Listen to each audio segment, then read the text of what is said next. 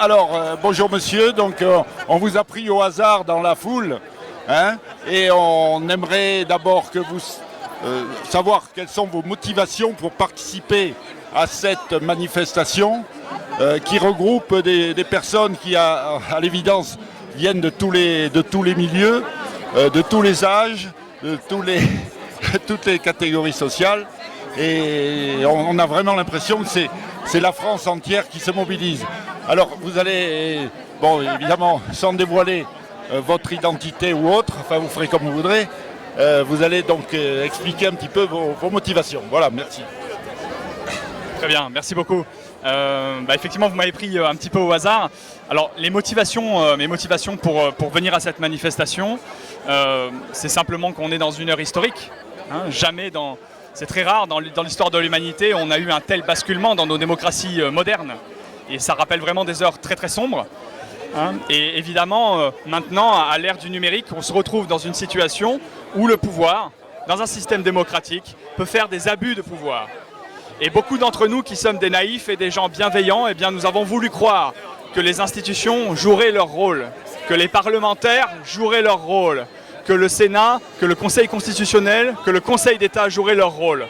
Et quelqu'un disait tout à l'heure en intervenant que les manifestations sont le symptôme d'une démocratie, d'une société qui ne va pas bien. Et évidemment, moi je suis convaincu de cela, parce que si on est tous ici, c'est parce qu'on n'a pas le choix. On avait tous d'autres choses à faire. Aujourd'hui, c'est en plus les vacances, on a tous un travail, un métier, donc si on est là, c'est parce qu'on n'a pas le choix. Et donc avec des amis, nous avons créé un collectif, c'est la mode en ce moment, parce que c'est pas bien de rester seul, c'est bien de s'organiser. Donc un collectif qui s'appelle Passe Vérité Liberté. Et nous offrons donc du soutien administratif, soutien technique, soutien juridique aussi à tous les collectifs qui en ont besoin. Parce qu'aujourd'hui, il faut s'unir et c'est une bonne intention, on a la bonne intention de s'unir et après on dit comment on fait. Alors on parle à quelques amis, on s'unit ensemble et après comment on fait. Voilà. Et donc je pense que c'est un peu le mot d'ordre aujourd'hui. Voilà. Et ce mot d'ordre, c'est surtout de rester unis. Je pense que c'est la grande tactique du gouvernement. C'est une tactique qui est très ancienne, diviser pour régner. Et aujourd'hui, il est terrible de voir qu'au sein des familles, qu'au sein même des emplois, les gens se regardent avec cette défiance mutuelle, les pro-vax, les anti-vax. Et personne ne se rend compte que l'urgence, elle n'est pas seulement dans la question vaccinale. L'urgence, elle est évidemment dans cet abus d'autorité et dans ce basculement de société que nous sommes en train de vivre. Et donc c'est pour ça que nous sommes là. Non seulement pour réclamer le droit à avoir nous-mêmes notre propre jugement et notre propre pondération, notre propre prudence, décider ou non si nous pouvons être vaccinés, mais surtout aussi, nous sommes là pour dire non à cette nouvelle civilisation de la surveillance technologique qui se met en place. Voilà.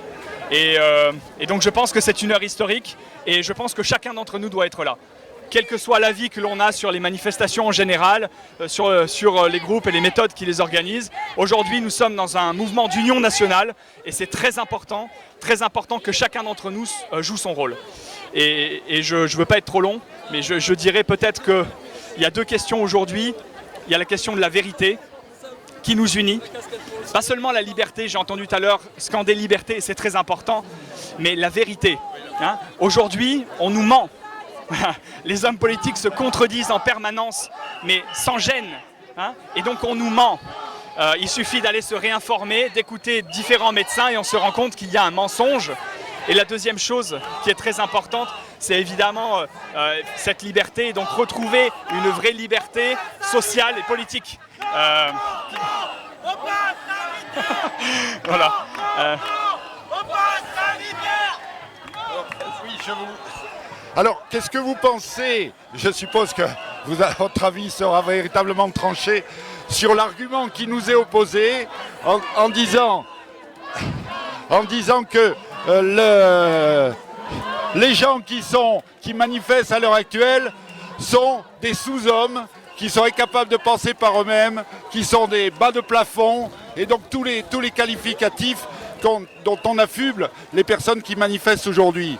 Alors évidemment, je suppose que votre jugement sera féroce. Alors, Je suis très frappé, si vous voulez, par l'incohérence.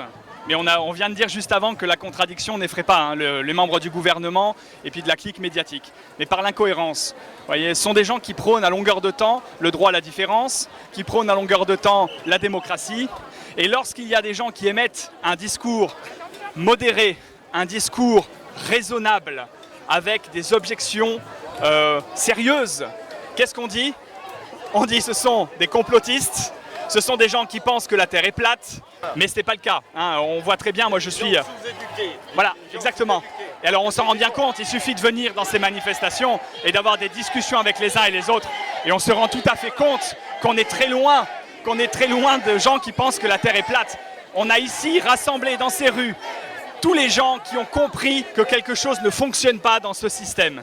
Voilà. Et donc on a effectivement toutes les catégories sociales, on a toutes les catégories peut-être politiques, de religion, mais tous on se retrouve dans le refus du mensonge et le refus de la dictature qui se met en place. Et je crois que là, c'est un signe qui parle par soi-même, que ce ne sont pas des gens qui ne pensent pas, ce sont au contraire des gens qui, lorsqu'ils allument BFM, ensuite vont écouter d'autres médias pour se faire leur opinion. Parce que si l'on réfléchit à cette contradiction de ceux qui nous gouvernent, lorsqu'ils parlent de démocratie, c'est une espèce de démocratie hors sol et qui n'a plus rien à voir avec la démocratie grecque. La démocratie grecque, on allait sur l'agora et ensuite on discutait, on écoutait les arguments contraires pour trouver la vérité. Aujourd'hui, c'est absolument pas le cas.